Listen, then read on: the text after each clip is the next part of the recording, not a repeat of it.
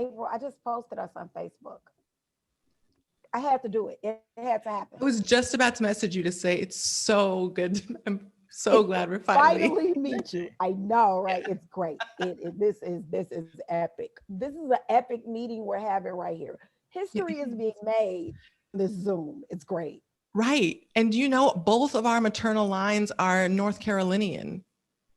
Girl, you probably my cousin. It's Because possible. I'm everybody's cousin. Yep. It's possible.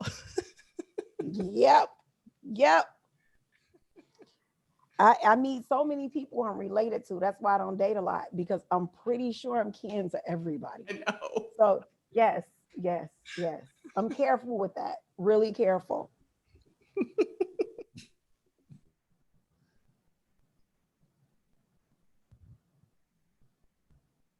So I think we should get started. Sound good? Okay. I mean, you're competing with the World Series and the Dodgers are in it. I mean, you're in California. So I mean, like, Right. this may be all you get. I mean, so let's roll. All right. In fact, I was going to mention that. Yeah. I was just watching that. Yes. So good evening, everyone. And thanks for choosing us over the World Series tonight. Speaking of. So my name is Tevin Laxer. I'm the director of the Sacramento Jewish Film Festival, as well as a member of the JCRC, that's the Jewish Community Relations Council. On behalf of the Greater Sacramento NAACP, the Central Valley Holocaust Educators Network, the Jewish Film Festival, Sacramento Faces Race, and JCRC, we welcome you to tonight's social justice film series panel discussion about the film, They Ain't Ready for Me. Before we begin the exciting discussion and introductions, we have to take care of some housekeeping. I'd like to, first, I also like to note that this session is being recorded. We especially thank Judy Hyman, a part of our coordinating team, for supporting this panel with technology today. We'll be muting everyone during the panel discussion, and we'll have time for questions at the end. Lynn Berkeley Baskin is also part of our coordinating team. She'll be supporting us in the chat room. We'll be using your questions to engage with our panelists later in our conversation today. Before we welcome our panelists, I'd like to talk about the two films remaining in this year's social justice film series. On Sunday, November 15 at 4 p.m., we'll be presenting a director's cut of Imagining the Indian, the fight against Native American mass cutting. The local Yocha Deche Winton Nation is the executive producer of the film. And we're very excited that KVIE PBS, is our community engagement partner. And they're going to be providing the online platform for the panel discussion that follows the screening of a part of the film. We have a very exciting panel. The filmmaker Aviva Kempner will be joining us from Washington, D.C. We have a variety of special guests, including our own Marcos Brotan from the Sacramento Bee. The last film in our series is called Cooked, Survival by Zip Code, and it's brought to us by Peabody Award-winning filmmaker Judy Helfand of New York. This film highlights a searing investigation into the politics and systemic racism of disaster by way of a deadly 1995 heat wave in Chicago, which a lot of people don't know about. This heat wave killed more than 700 residents, and we'll be talking about that film. You can watch that film between November 30th and December 6th, and it'll be followed by a panel discussion with the filmmaker. Now I'd like to introduce the moderator of our panel discussion tonight. Our moderator is April Baskin, and we especially thank her for joining us. It's 1:30 in the morning from far away in Senegal, where she's now living. So That's love. we find that that's just amazing that she's up so early in the morning for us. April was raised in Folsom. She's been a core organizer and movement leader within the Jewish community for nearly 20 years. She is the Union for Reform Judaism's immediate past vice president of Audacious Hospitality. And she conceived of and is currently hosting the first season of their latest podcast called Holy Jewish, which you can find on iTunes. She's helped shift institutions towards more equitable outcomes within and outside of the Jewish world, and is a faithful advocate of building just, diverse, and inclusive spaces that cultivate belonging and environment. April is the founding director of Joyous Justice, serves as the Racial Justice Director of Jewish Social Justice Roundtable. Additionally, she was a Schusterman Insight Fellow, a featured speaker at the National 2019 Women's March in Washington, D.C. She's the designer and facilitator of Juvie Nation, a fellowship of action and healing for Jews of color and Jews committed to advancing inclusion. She also launched the hashtag JOCCount social media campaign, and through advocacy and foundational research. She also happens to be Lynn's daughter. So welcome, April. Oh, of course, Lynn and Ken's daughter. Thank you. All right. Welcome. Thank you. What a joy to be here. Gosh, that's a bio. Well, thank you much for the lovely introduction. I'm so excited to be here. All right, let me mostly stick to here because we have a lot to talk about, and I want us to be able to allow our amazing to ease into the conversation and share their brilliance with all of us. So let me get this underway. Thank you so much, Tevin. I now have the pleasure of introducing my very accomplished and inspiring conversation mates. Brad Rothschild is the director-producer of this great film. Hopefully you had a chance to watch, and is an award-winning film producer and writer with both a creative and a business background. He received a master's in international affairs and a master's in business administration from both Columbia University. From 1995 to 1997, he served as the speechwriter and director of communications for the Mission of Israel to the United Nations. Brad produced the award-winning documentary feature Kinderblock 66, Return to Buchenwald. The film was screened in the Jerusalem Film Festival and in over 20 festivals in the United States and around the world. Brad directed the documentary film African Exodus about the plight of Israel African refugees, and the documentary film Tree Man about people who come to New York City to sell Christmas trees every holiday season. Tree Man won the Audience Award at the St. Lawrence International Film Festival. He currently has several feature-length and short documentaries in development. On to Tamar. Tamar Manasseh. Manasseh. I think it's Manasseh, right? Manasseh. But Manasseh. Manasseh works. Manasseh No, works. We're good. Yes, go ahead. Manasseh. Yes, yes, Tamar Manasseh yes. is the North Star of They Ain't Ready for Me. Tamar is a rabbinical student, soon to be rabbi, who is leading the fight against senseless killings on the south side of Chicago. Every day, the vivacious, self-assured, and magnetic mother of two sits on the corner of 75th Street and South Stewart Avenue in the Englewood section of Chicago. This is the government-abandoned part of the city where poverty, unemployment, addiction, and violence are rampant. In 2015, a young mother was shot and killed trying to break up a fight. For Tamar, this was one senseless killing too many. Tired of waiting for politicians to do something, Tamar took the situation into her own hands. She did something simple yet revolutionary. She sat down on the corner and hasn't left since. Each day she sits there, barbecuing, playing music, and bringing games for kids to play with. In over 4 years, not one person has been killed on the block. Tamar and the organization she founded, MASK, Mothers and Men Against Senseless Killings, are proving that something can be done. The situation is not hopeless. With just her presence on the block, talking, joking, and hanging out, she is making the forgotten members of the neighborhood believe that there are people who care, whether they live or die. Tamar Manassa. Yep, you got it.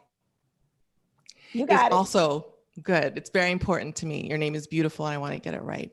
Thank you. Is also, you're welcome, is also a concerned mother. And to add to her passion for teaching and doing justice, she will be an ordained rabbi very soon. Mazel tov, Tamar. Thank you. Soon to be Rabbi Tamar. Her unique background and upbringing give her a perspective that few can claim. I am so very honored to be able to share in that perspective, both authentically Jewish and authentically Black.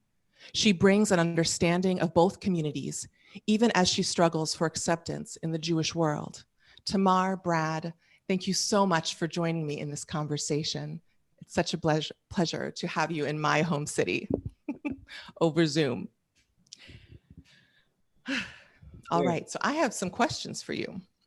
No one has ever read my bio like that. So Brad, for the next movie, April reads, she narrates the whole thing, okay? Just FYI. Okay, hit it, April. Let's do this. I also should add, though, that we have never had such an accomplished moderator before. Never, ever, never, ever. Yes. You need to stop now. We're in the presence of greatness here, Brad. Presence of greatness. And in the presence of her parents. Yes.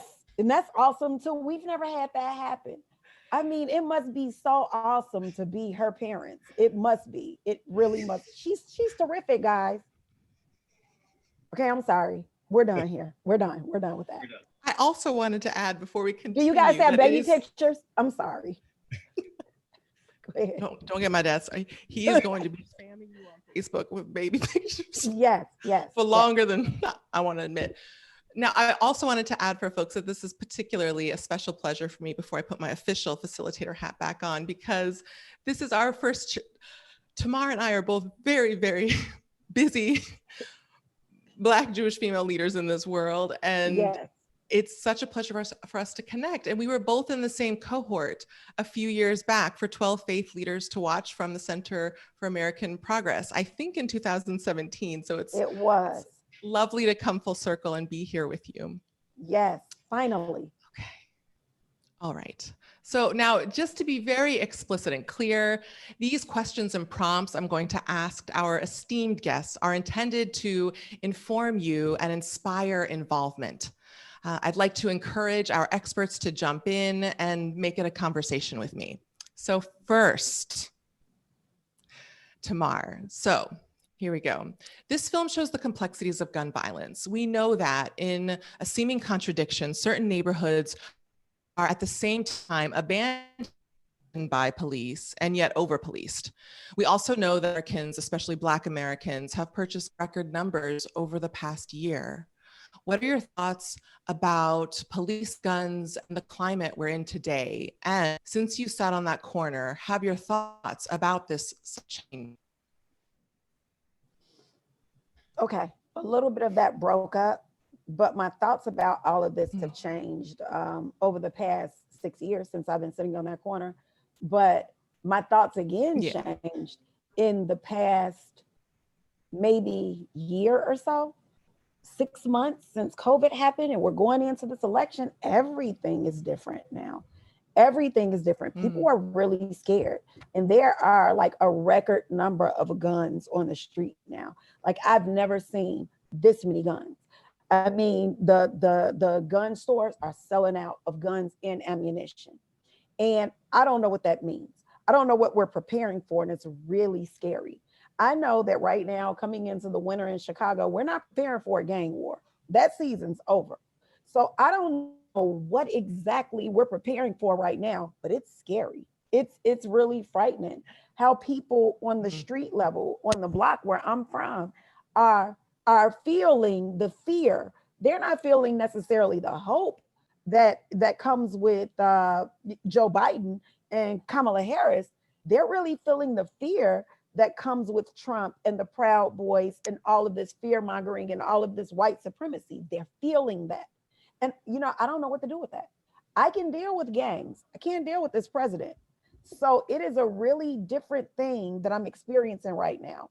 And people in the neighborhoods, they don't believe that they're affected by American politics.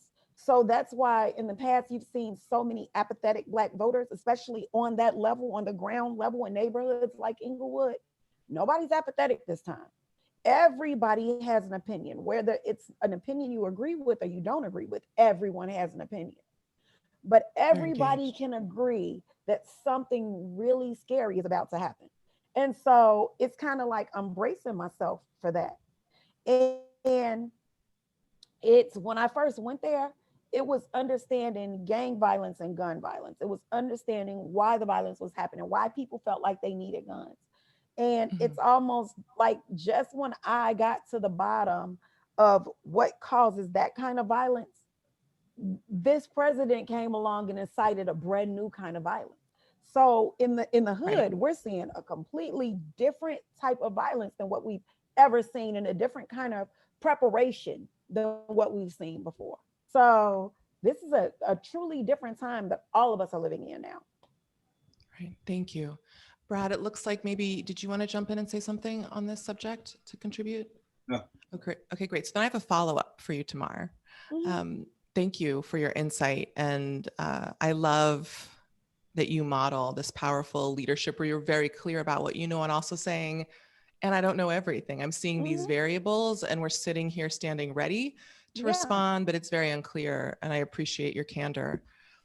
So I want to hear your reflections, talking a little bit about some of the politics of what's going on in Sacramento right now and how your insight from Chicago may inform some of that. Today, as we speak, the Sacramento City Council is considering a community-led resolution to broaden the definition of public safety. Instead of referring to police and fire and emergency response, the new definition will also include prevention services and restoration of disinvested neighborhoods. For Jews who, and so here's the question in this, that was the setup.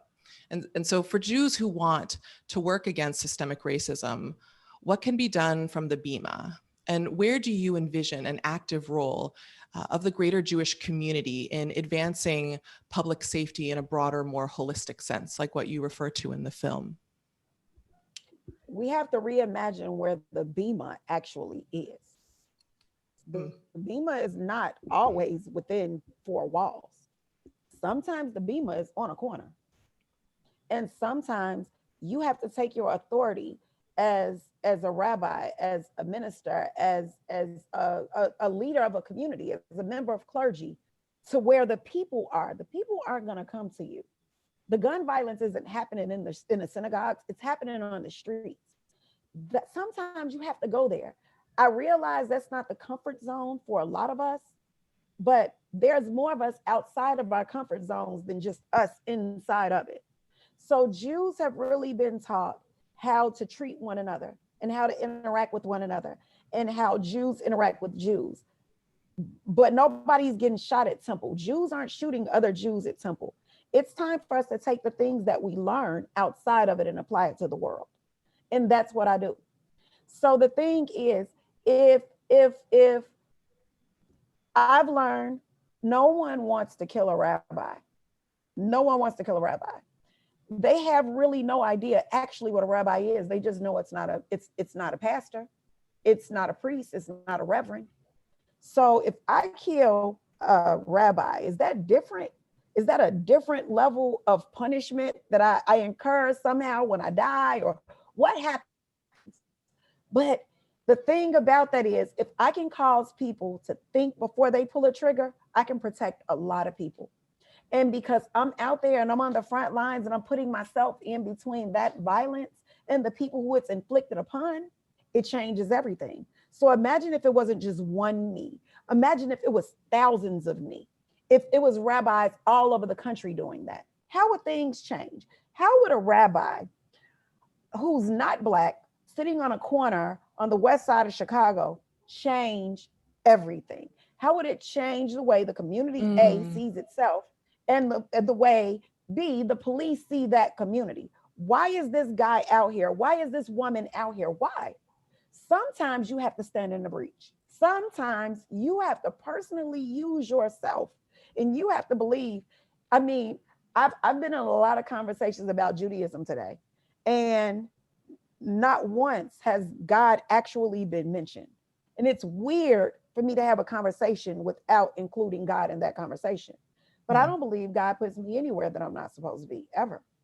So if I believe that I'm supposed to be in this place at this time doing what I'm doing, why would God let me be murdered there? That's not what's supposed to happen. And if it does happen, my murder, my death is going to be a catalyst for something else. So that is how I approach everything. So I think everywhere, I think those people who are religious leaders, the people who inspire people on Sundays and on Shabbat and all of these other days, you gotta come outside, because the revolution is happening outside of your temples, outside of your mosques, outside of your churches. It sure is. It's not happening on the inside. It's in the streets. It's with the people. That's where you need to be. We need to be amongst the people. In Pirkei Avot, you learn you don't separate yourself from the people. And whenever I go inside of a temple with 4 walls, I'm separated from the people. The people on my block aren't in my temple, but the temple is inside of me, and the people on my block are there with me. So the temple is there too. So when we do Sukkot and we do Pesach and we do Yom Kippur on the corner and we do all of these rituals, Shabbat, and we do all these rituals together, the temple comes to them. It's not the other way around. And I think we need to see more of that happening everywhere, not just with Jews, but with all faith leaders. Yes. Yes. I just want to make up more questions to hear you talk all night. This was absolutely, Mom, you were right.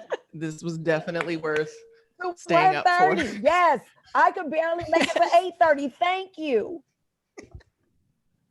Thank you so much, Tamar. I'm just, I hope everyone absorbed the brilliance of what she said, the profundity and the simplicity and the revolutionary nature of everything you just said. It's such a gift. Thank you. Yeah. Thank you. Brad, you're not getting out of this scot-free. I have some questions for you too. You ready for this? Me. Okay. I ain't ready. He ain't ready. He ain't ready. I don't know. We will see, Mr. Rothschild. Here we go. Okay. So I've read that you saw an article about this African-American rabbinical student who leads an army of moms taking on gun violence on the south side of Chicago. And you just knew you wanted to make a film and to share the story about this amazing person, this amazing woman. Once you convinced Tamar to allow you to tell her story, what are some of the more unexpected things you learned over your time making the film with her, personally for you? A great question. Tamar, it's a lot of pressure you're putting on you. Yes, yes. So yeah, that's exactly right. I read about her and I knew immediately that I wanted to make a film about her. And the more I spoke with her, the more reinforced it was in my mind that she's just an incredible person who, as you said, April, is doing something revolutionary. And I just wanted to be a part of that. When I started, I had no real idea what to expect when I first went out to Chicago to start filming, because I know that she goes to the block every day. And I knew that I wanted to document what she does. But, what every day was going to look like, as you can tell when you speak to Tamar, there's a lot to absorb. But I didn't get a real sense of what the structure was going to be of the production. So generally, you know, when you're making a documentary, you have a certain idea in your head of how the shoot days are going to go, or at least you hope to have an idea. But I really went in there and I thought, okay, it's going to go however she decides it's going to go. And you know, my filmmaking preference or style is really to sort of blend into the background and not to get overly involved with the action that is taking place in front of the camera. So when I showed up at Tamar's door the first day, you know, I called her the day before and I told her, well, we're going to come in the morning, because I was flying in from New York to Chicago really early in the morning. I literally had no idea like how far she was from the airport, what it was going to be like. So I said, I'm going to get there at like 10:30. And she said, well, why don't you come later? And I'm thinking, I don't know where I'm going to go. I said, here's the deal. Let me just come to your place. I'm going to put the microphone on you and we're going to start the camera. You don't need to talk to me. You don't need to look at me. You just need to do whatever you do. And I'm just going to blend in and we'll go that way. And she said, okay. And I got to the door. We put the microphone on her and she said, let's go sit in the back. Let's go sit on the porch. And then she just talked to me for like 2 hours. I think I asked one question, maybe. And I mean, it is her house. yeah, I mean, hey, it was a lot to say. she had a lot to say. And then she finished talking and she's like, all right, we'll go to the block soon. And we went to the block and it was like, okay, what's going to happen on this corner? Right. And it's not that I was afraid of going there, because I mean, I had read about the south side of Chicago. I knew about this neighborhood, but I didn't go in there thinking like, oh my God, what have I gotten myself into? And so again, I didn't know what to expect, but I felt that as long as I was with Tamar, everything was going to be fine. And that's kind of how it went. And the longer that I was out there with her, the less of a guest or a visitor I felt like out there. And the more I just felt that this was a place that I really enjoyed being. And I think that was probably one of the things that surprised me the most, was just how much fun I had making this.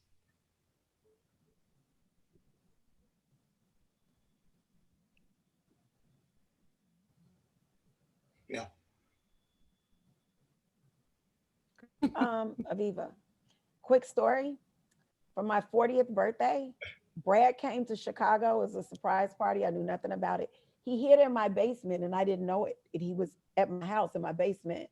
And I did not know he was in Chicago. And I was so upset with him because when I called him on my birthday, he told me I have to call back because I'm with my kids. And I was deeply offended because it's my birthday and you're with your kids. What do you mean? In reality, he was birthday. in Chicago. For my 40th birthday, he was in Chicago. And then he was at my house. In your my basement. And I had no idea. No idea. And my family was like, no, go in the basement. She never goes down there. She'll never know you were here. And I did not. I didn't. Yes. We could have made a whole movie just about my 40th birthday because it was nuts. But she was so angry at me for telling her that I was hanging out with my kids instead of talking to her on her birthday. On my birthday. When she saw me at her party, she was still angry at me. I was so deeply offended that no one told me that was happening. And I expected more out of him. We spent so much time together and you couldn't tell me that this was happening. And then he said, I was at your house. You were where? Yes, I'm sorry. But your next question, yes, go ahead. So since y'all are already going, I have a question for both of you now. Okay. So, and yes, as in AKA Mom, AKA Mommy, wrote in the comment section here, please feel free to start typing your questions into the chat. We'll be transitioning to that soon. But before we do that, I have one more question for the two of you. So I'm curious, can you please let us know about other projects you're working on now, continuations of your existing projects that you want to make sure we're aware of? How can we help and support your efforts? Besides not creeping out in your basement tomorrow. Yeah, exactly. I'm checking my basement every Space day now because Brad might be specially down reserved there. just for Brad. I don't know. Brad, you go first. So Tamara and I have been discussing in the last few days, actually, we've been talking about this forever, but really this is now coming to pass. We've been talking about making another film to bring people up to date as to what's going on in Tamar's world, because there's so much to document still that this next film will be completely different than the last one. There will be very little overlap because she has evolved and she continues to evolve and her work continues to evolve. And I can't not film it. I just can't. She's doing such important work. And part of my hope in making this film was that the film would serve to amplify Tamar's message and to give her a bigger platform so that she can get further out into the world. And it's not just on the south side of Chicago, but in other parts of the country, and who knows after that. And I think that the next film will do just that. And you had talked earlier, April, about Tamar receiving her ordination very soon. And that's an important thing that we need to show. Tamar is going to be a rabbi. And in terms of how you can support Tamar and her organization, I will let her talk about that. Put the link in the chat, Bradford. I'll do that now. Yeah. Thank you. Well, as Brad just explained to you, we're gonna do some other stuff because yes, everything is happening. It's the smicha, and then we built a school. That corner is no longer a vacant lot. We actually built a school on that corner out of shipping containers. It's pretty great. I'm pretty excited about that. And I mean, every day we have kids there because we serve a neighborhood full of essential workers who are not very well paid people. So their kids have to go somewhere because they can't leave them at home alone. So they bring them to us. We make sure that they keep up with their e-learning. We teach them new things. They eat breakfast, they eat lunch, they hang out, they get exercise. They do all of those things still on that corner. So, I mean, just the process of building a school is like bananas. But Brad shall make a movie about that as well because it's awesome. It's one of my favorite things. Like I love that I'm a part of a project like this. But right now I am working on basically being a bridge between the Black community and the Jewish community. I get a lot in these kinds of forums and just, when I go places, I get a lot of people asking me like, how can we rebuild the bridge between the Black and Jewish communities? And I mean, I actually am the embodiment of the bridge between the Black and Jewish communities. So I'm working on a thing where I go to different cities when I travel around with Mask and I start new chapters. I actually go to the Jewish communities in those cities and I'm part of the Black community in those cities and I bring the two together. And we eliminate the middleman or the middle woman and we just make those connections, those direct connections. So it looks more like what we've been able to accomplish in Chicago. So I'm super excited about that, about being able to build something. Hopefully these are lasting bridges we're gonna see, because I'm sure this won't be our last movie, right, Brad? Not even close. Exactly. So yes, we're gonna see. It's gonna be great, but I'm super excited about being able to use myself and use my experiences as both a Black woman and a Jewish woman to bring these two communities together. We need each other. We really, really do. So, I mean, I'm glad that I get to be that person and that instrument. That is very, very exciting. Exciting all of us to hear more about your work. Did y'all catch that? I know my internet is struggling a little bit. It's sleepy time here. Did everybody hear what I said? I got you. Okay, great. So we could continue asking questions, but we'd love to begin to incorporate the audience and their questions. So I believe I'm now passing my mic off to Mama Bear to do the Q&A. Yes, thank you so much, April. Tamar, Brad, thank you. We have a lot of questions. I hope you can see some of them. I'm going to start at the top and just kind of work my way down. How is the pandemic impacting what you are doing on the block? I've never worked this hard before since we started doing this. I mean, it used to be a summertime operation. Now it's year round. So like I said, kids are in school every single day from 8:30 in the morning until 3:30 in the afternoon. They are in school all day, every day. So now it's not just a summertime operation. This is what we do. And they get 2 meals while they're at school. So it's a lot that goes into making sure that everything is taken care of every day. So we pretty much start working, it's overtime. And then we're expanding into other cities because kids all over the country in neighborhoods like Inglewood are experiencing the same obstacles and the same difficulties that they are in Inglewood. There is a lack of broadband. So if kids are doing e-learning, but they don't have internet access, how do they keep up? They don't. They don't have devices. How do they keep up? They don't. So we are actually connecting with other neighborhoods like ours in Chicago and making sure those kids have the things that they need too. So we've never worked this hard before. It's amazing. Thank you. Yeah, it sounds like it's really difficult. Here, just to follow up, do you have access through corporate? Do corporations invest in that neighborhood at all? So if you go to a corporation and say, hey, we need internet. Not so much. I mean, we get donations from corporations sometimes, but we know that those are drops in the bucket. Mm-hmm. And it's kind of like, we want you to put our name on this, but we're going to give you $1,000. Well, $1,000 doesn't go a long way when you have 20 kids that you're trying to provide internet and lunch and a safe environment for every single day. We spend $1,000 a week in food. So it's kind of like, what do you want us to do? So we do get some and we're grateful for what we get, but there's definitely room for more. So yeah, that's what it's like in Chicago.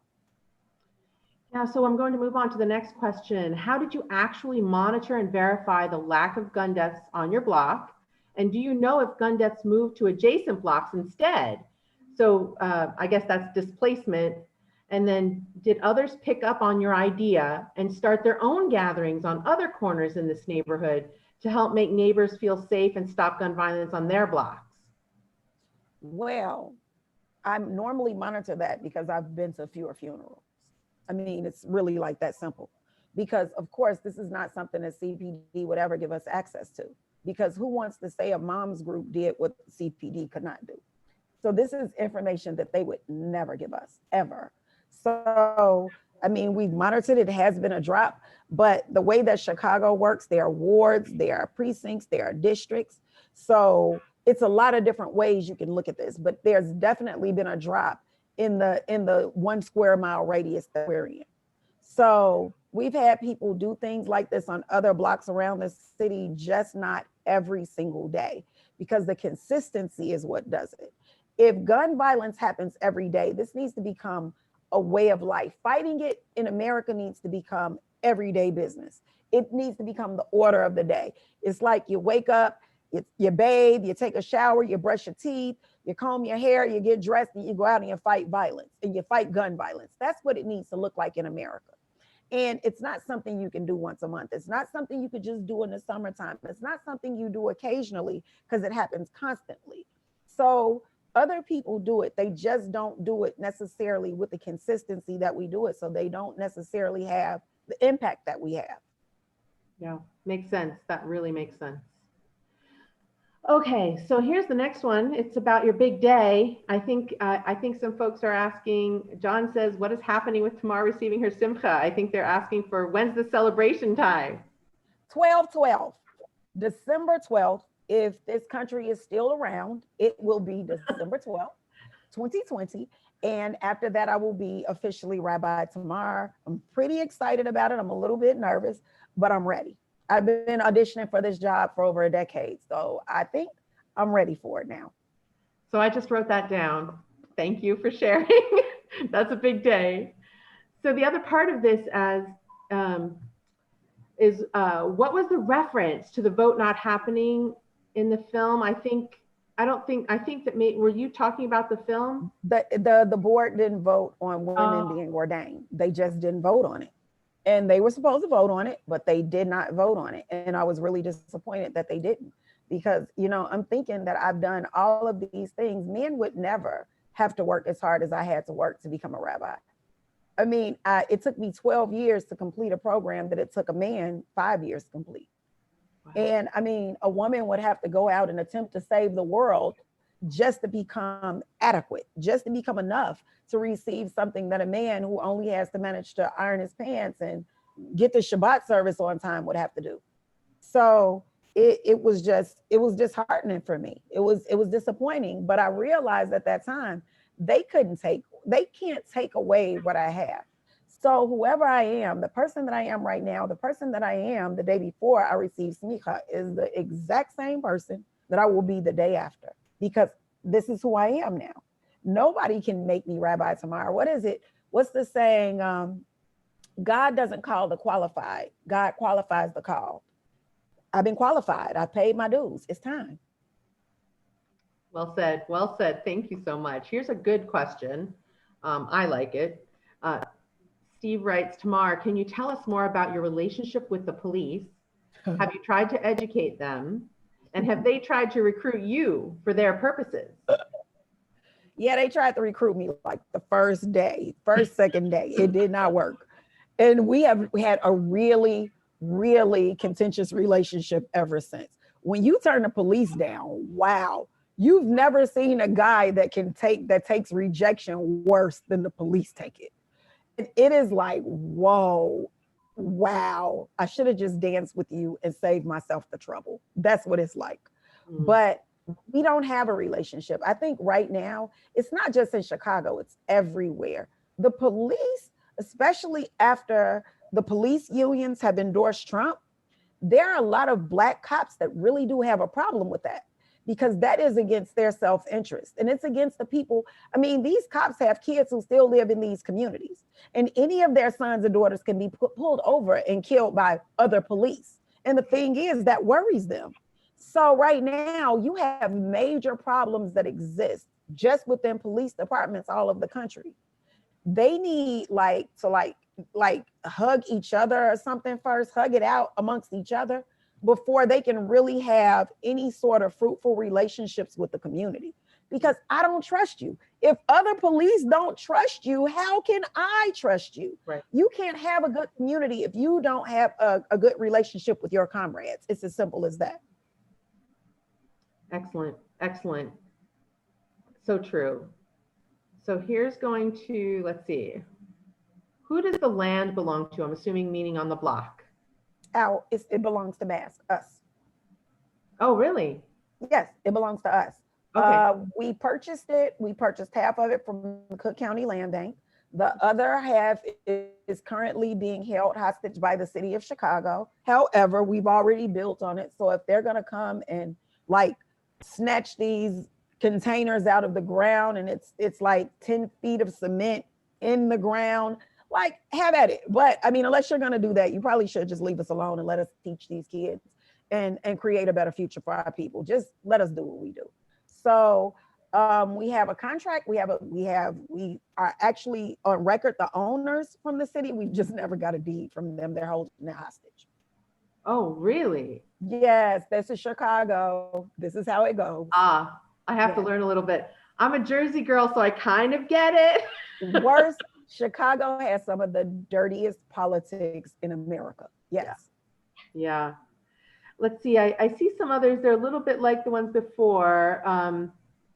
So if someone wants to recommend the film to other people, where should they send them? Right now, the film is doing the virtual Jewish Film Festival circuit.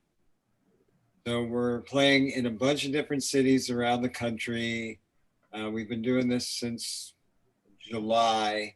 We've got a bunch more scheduled for through November and December. So you can check out our Facebook page. They Ain't Ready for Me on Facebook. Hopefully, once the festival's run is done, we will have a larger distribution on probably video on demand platforms. Unfortunately, the film was released right before we had the premiere, right before the pandemic started. So instead of being able to screen it in theaters, we are doing it this way. And that's just the reality that every film is facing right now. Thank you. Thank you. That should be helpful. So then what is the time frame again? After the circuit? When is after the circuit again? Yeah, that's a great question. And it's something I have to talk about with the distributor and sort of figure out how long we're going to do this before we look for other avenues to show the film out. Great, great. I'm seeing that you get kudos here tomorrow. Someone saying, Tamar, you are amazing. You have given the children on your corner the best summer Thank memories. you. So important for them. So I didn't want to miss that one. Let's see, it's saying here, Sunny asks, is the school part of the Chicago public schools or a private school? It's neither. It's like running a homeschooling network, kind of like what religious groups do all over the country who function outside of American education, outside of public education. That's basically what we're doing. They can't regulate it. They can't tell us what to teach our kids. They can't do any of that because they don't fund it. Thank you. So let's see here.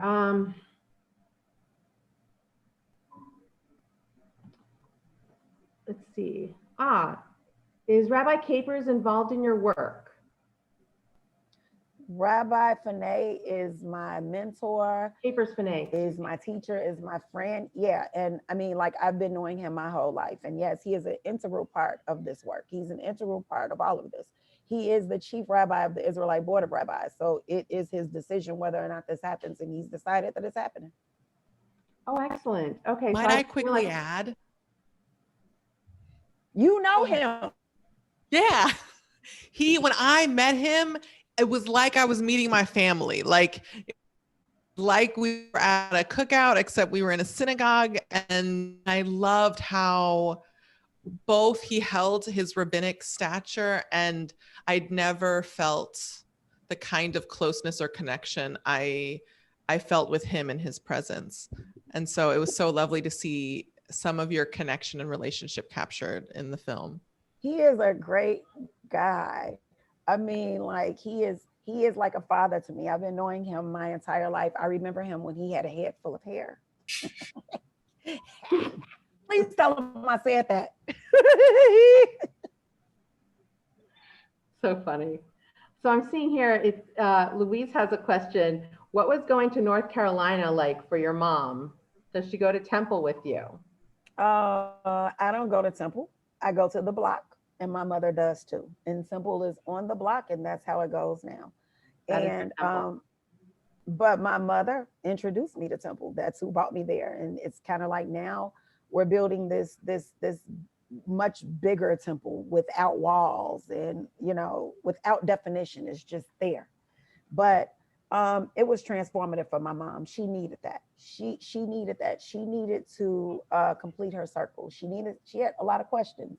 Her mother was an orphan. She needed to know about, where she came from. Everybody wants to know where they came from.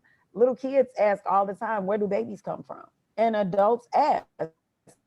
When you get older, you have the desire to know, where did you come from? And I think my mother needed that. That's why we did that. That was my 70th birthday gift to her. The gift of where you came from. And I mean, I couldn't think of anything better. Sure, Mexico is nice, and in December, Jamaica's amazing, but nothing beats knowing where your people are, knowing where your people come from, knowing who you are part of and where you come from and what you're capable of. So it was an amazing experience going there. It was, I mean, life altering for not just my mother, but for me as well. It's amazing. When you have roots as deep as the ones that I have, no wind, no, there's no wind gust, there's no hurricane, nothing can ever uproot you. Nothing can ever blow you over. Thank you. I'm going to modify a question a little bit. So can you talk a little bit about Black and white community relations, both inside our Jewish community and outside of our Jewish community? And maybe how we can come together a little more. Do you have some comments about that? And maybe, I think this part about kind of getting through these safe relationships, and you're all welcome to chime in, April, Brad, I encourage all three of you, but tomorrow is directed toward you, to get past the safe stuff and develop real relationships. Can I just tell you what like my favorite color and my favorite movie is or something like that? Do I have to talk about this? Okay. If you don't want to answer, Okay. that's perfectly No, fine. nope. I want to answer. I do want to answer this because we're all going to be a little bit uncomfortable. If we're not all a little bit uncomfortable when we're done with this conversation, then it was all for naught. We haven't actually accomplished anything. We should all be pushed by conversations like this and move to a different place. I've learned, because for the past few days, I've been part of a Jewish women's conference. And I've had some epiphanies, and I've come to understand some things that I didn't understand before. And it is that we have a very complicated relationship with the construct of Black and white in the Jewish community. I grew up being a Black Jew. I went to a Jewish day school where there were no white Jews, they were just Jews. They weren't white, they were just Jews, but they lived amongst other white people where Black people didn't live. So to me, clearly you are white. Like I said in the movie, you're white. I don't understand, there's no way around this. So the thing was, how is it that you're white, you're not white, you're just Jewish, but yet I'm still Black? And I've learned just in the past couple of days, there is a privilege that comes along with being white that Jews have, whether they like it or not, because they are of European descent. Some are of European descent and they got the privilege. It does not matter. Even if they don't want it, they have it. It's kind of like if you get pulled over by the police, you can't say, no, give me that ticket and beat me over the head because I am a Jew. I'm not white. You can't say that. That's not going to happen. No one wants that. But if the police pull me over, I can't say, hey, you know what? I'm not Black, I'm a Jew. Nope. I still am somehow in the same danger that every other Black person, Christian, Muslim, anything, I'm still in the same danger that they're in. And there's a privilege that comes along with that. There's a privilege that comes along with your heart rate not speeding up when the police get behind you. There's a privilege. There's some sort of privilege in that. And the thing is, everything is complicated. It's kind of like, it's okay with being white, and it's okay with having the privilege that comes along with whiteness until we start talking about the very problematic relationship between Black Americans and white Americans. Jews didn't own slaves, they weren't here yet. However, there are plenty of white people here who are the descendants of slave owners, and most Black people cannot tell the difference between Jews and those people because they all benefit from the exact same privilege, and Black people do not. And so it's kind of like, I can't allow you to call me a Black Jew if I can't call you a white Jew. So how about we just both call each other Jews? No qualifiers, no none of that. I'm a Jew, you're a Jew, and that's just what we are. Because if we have to get in, we start splitting hairs about it, things get really weird. And it shouldn't get weird. And I believe that anytime you bring something like race into a place that's supposed to be inhabited by God, this is a very spiritual thing like Judaism is, it taints it. God is no longer there. This racial construct is something that man created. It's the thing that keeps us apart. God doesn't create things like that. And so my thing is, let's leave that out of Judaism. I need a Judaism where there is no, it doesn't need to be Ashkenazi or Sephardic or this or that. We're just Jews. I always say, when Martin Luther King marched through Marquette Park and he was hit in the head with the brick. He was hit in the head with the brick by a white Christian. That was on a Saturday. He actually used Beth Shalom, Rabbi Fanay's synagogue, as a safe house when he marched through Marquette Park. Just a little tidbit. But the thing about that is, the next day, you know what Dr. King did? Saturday night, he got stitched up and he went and preached a service on the west side of Chicago the next morning to other Christians. He was still Reverend Dr. Martin Luther King Jr. He didn't say, you know what? I'm not going to be a Christian anymore because a Christian hit me in the head with a brick. And do you know what the Christian that hit him in the head with a brick did? He went to church too. And they both prayed to the exact same God. And neither one said, I'm not going to be I'm a Christian anymore because this black guy is a Christian. Or I'm not going to be a Christian anymore because this white guy is a Christian. And nobody said, oh, he's a black Christian, or no, he's a white Christian. They were just Christians. So if these people can figure this out, why can't Jews? Why can't we? Why can't we just be Jews? Why is it so difficult for us to do that? We have to get to a place where that's not difficult, where I can say I'm a Jew and nobody says how. Or you can say that you're a Jew and I don't feel weird saying that I'm one too, because I know the questions that are going to come next. So that's the black and white relationship for me. And so now it's kind of like what I'm doing with the organization and what I'm building is I'm building an organization where Jews and black people who aren't Jews, where it's a partnership, where they work together. So when Jews experience these perceived anti-Semitic threats or anti-Semitic, rantings from other people, you have black people who can actually tell other black people, that's not how Jews are. That's not true. Because I actually know Jews. Some of my best friends are Jewish and actually really mean some of my actual best friends are actually Jewish, kind of like me and Brad. When I go to New York, I sleep in Brad's. Brad has a whole room for me at his house. And I wouldn't have it any other way. And when he comes here, he sleeps at my house because we really are friends. So if Brad says, some of my best friends are black, like literally, he's telling the truth. This is a real, actual relationship. So it's important for me to build these real, actual relationships. Not just relationships of convenience, but relationships that you choose, relationships that mean something to your life every day, relationships that make you a better person. That's what that's my mission. That's what I want to build. We both have so much to give, the Black community and the Jewish community, and we can help each other so much. It's my job to make sure that we understand that about one another. Thank you. Thank you. Brad or April, did you want to chime in about that? Because I have some follow-up. I'll let April go first. Okay. I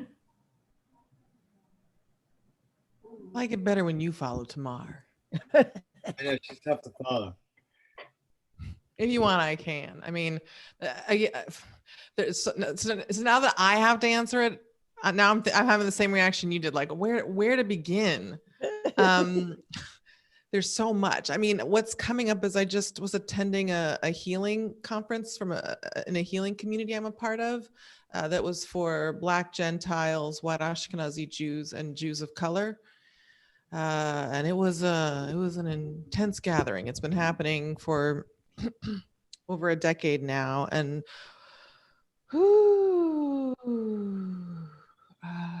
Girl, go ahead. Woo! One of the things that was talked about was a couple different things. Two things that I'll try to briefly mention. One is a concept that White Ashkenazi Jew Sherry Brown developed called the hook. And right now, this election week, my most chill White Ashkenazi Jewish friends have just been expressing so anxiety about when, so here's the hook. The hook is, as concisely as I can say it, White Ashkenazi Jew descendants of people who lived in, I'm going to turn off my video and show My mom doesn't like being in photos, so it's just my dad, me, and my brother. So, okay, so that should help with the sound issue. Okay, so Jews lived in Europe and specifically Eastern Europe and navigated anti-Semitism for hundreds of years in contexts where they were often hated by the surrounding communities and where often pogroms or violence could strike unexpectedly. So Jews learned to ask a lot of questions to figure out when they were going to be safe, something was going to be going down. It's a question. And for a lot of Black people, somebody is asking a lot of questions, whether it's the police or authority. Historically, for Black people, having a lot of questions asked is not a sign that supports a feeling of safety for Black people. And because of collective trauma, whether it's genetic or as Professor Joy DeGruy teaches through social learning theory, often Jews can feel a lot of terror because of the ways that anti-Semitism manifests in Europe. Whereas for Black folks, our oppression wasn't in the same way, and often our urgency didn't make any bit of difference of whether or not we lived or died, outside of running at times in specific moments. But times didn't run matter how fast we ran off the plantation. Somebody would eventually find us and bring us back. So Black people often fundamentally have a different sense of time. And so what happens with the hook at times is that white Ashkenazi Jews can have a stance or behavior pattern, some, not all. This is useful, not universal, can have a pattern where they can be very anxious and want to take control of things because at times in the past that actually helped keep them safe. And for Black people, when they do that in the direction of Black people, that's experienced as racism. That's experienced as a white person not trusting our self-autonomy and respect. And often Jews aren't intending to do that, but it overlaps with racist behavior. And then the hook is at times then Black people, I even feel it wanting to do it in myself and I don't do it because it's my people. Black people often do this. They will pull away. Like when white people start to freak out and express a lot of emotion, which at times Jews do, when white people are getting upset around Black people, historically, that has meant a Black person might die. Yes. Right. And so then Black people pull away, which is unintentionally anti-Semitism by isolating Jews. And so there's this hook pattern where there are these different behaviors that keep reverberating back and forth. And so part of my work is helping to bring light to this situation and help make people aware. And that's why I try to bring them together. Right. In that kind of a space.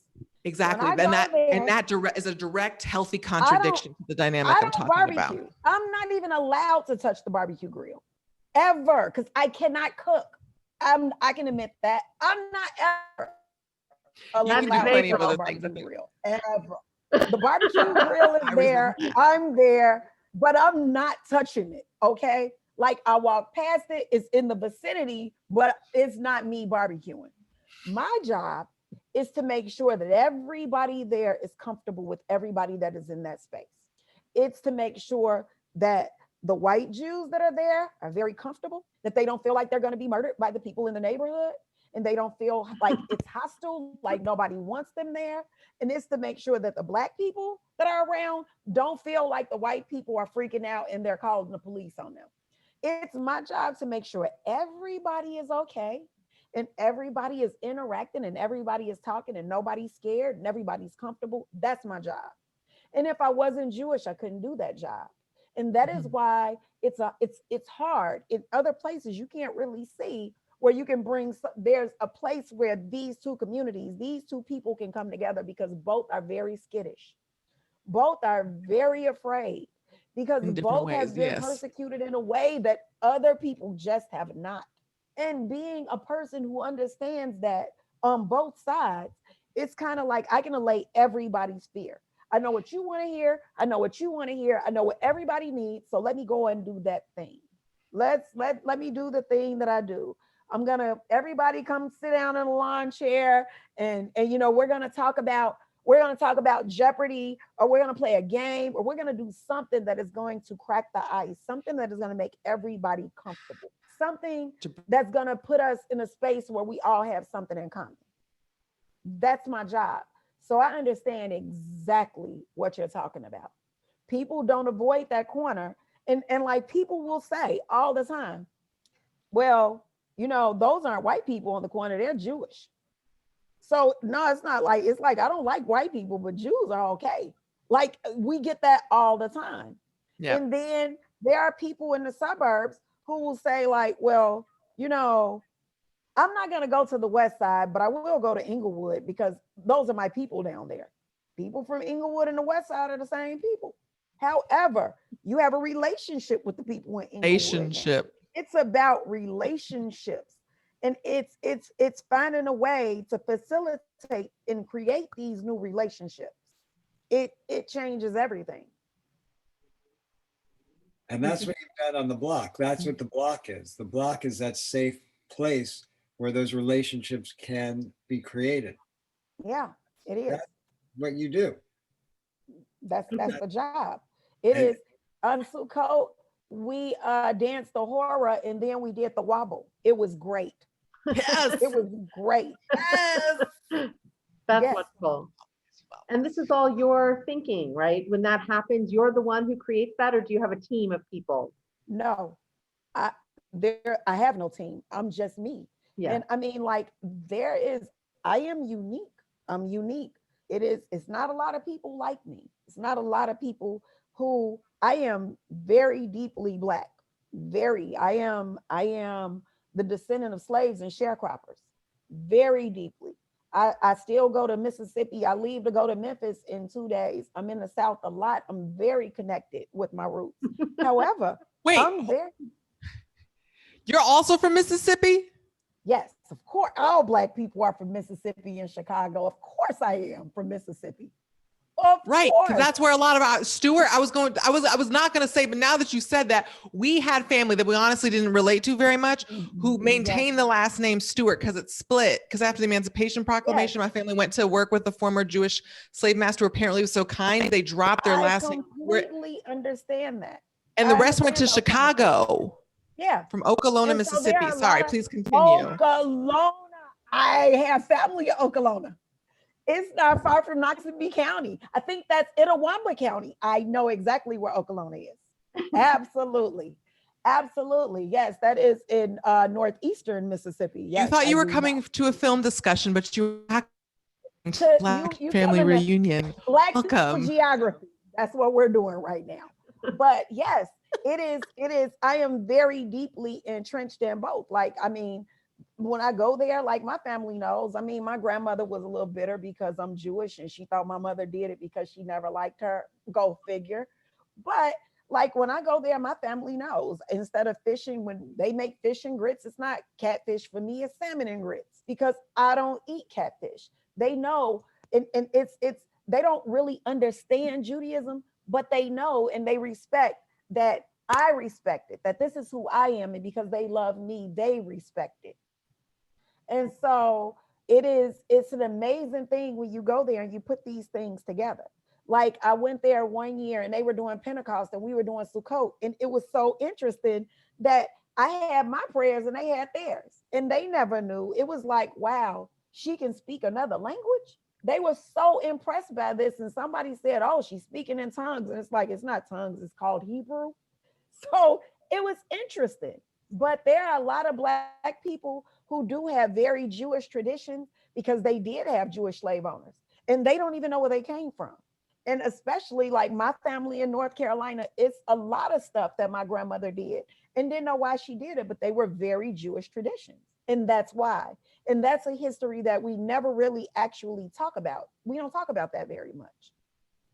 And we also, while you're on that tip, I want to add, we also don't talk about the fact that it's both from Jewish slave owners as well as there's a great book called Black Zion that talks about this. I read Black Zion. Yes. Right?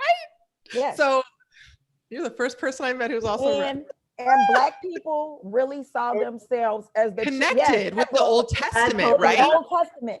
You know, when we did the Pesach, when we did the Seder, my friend who hosted the Seder with me said, why don't you tell the Black story of the Exodus and I'll tell the Jewish story? I said, you do understand that those are one and the same, right? Those are the same stories. If right now, Spoiler Black alert. women, I use all the time, I talk about Exodus. I always talk about Black mothers in Chicago. Black mothers in this country, you can't save your sons. And it must be exactly what Israelite mothers must have felt like. If you have a son, he's going to die and you can't save him. There's nothing you can do about it.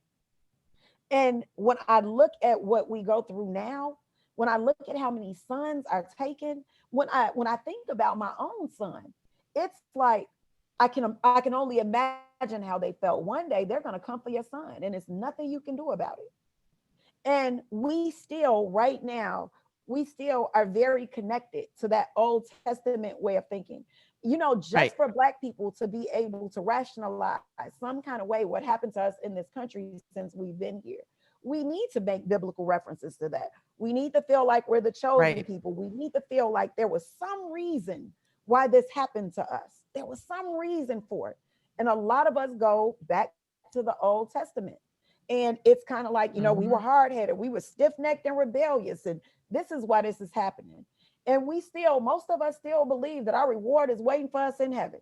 We still believe that because that's still the thing that helps us get through the persecution that we suffer right Daily now. life. It's the same Yeah. thing that helped us get through chattel slavery. Mhm. Well, thank you. Thank you so I'm much. sorry, you didn't even ask me all that. I'm No, sorry. it was great. You had Old Home Week, and I think that was excellent. And you really connected. And I saw Brad holding up the book in the background.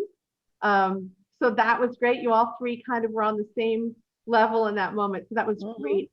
And now, sadly, we do have to wrap things up. So I'm going to thank you all so much and pass this to Tevin to close us out. April, Tamar, and Brad, thank you. Thank you. Thank you. Call me April. Thank you, Sacramento. Wow. Wow, that's a wonderful discussion. I'm so happy that two cousins had a chance to meet each other. Yes. It's great. You know, I also like to give a shout out to Neil Friedman of Menemsha Films, because when I talked to him about this festival back this summer, he recommended two films for us that he said we had to show. And one was this film and one was Shared Legacies. And he said, if you show, you know, you have to show these two films and we'll make it work for you. So, so thank you, Neil Friedman. So on behalf of all of our sponsoring organizations, you know, thank you for attending. I hope to see you all again at one of our remaining two films. I put the website in the chat. So thank you so much. This has been a great conversation. Thank you for having me. This you was being here. epic. Thank you. I think this might have been the best one of these we've done. Thank you. Oh, thank you. Thank you. Thanks to you, April. Thank you all so much. It was good seeing everyone. Thank you both. So much love and respect. Bye, Thank you, Aviva's everyone who joined parents. us. Bye, everybody. Good night. Lila Tove.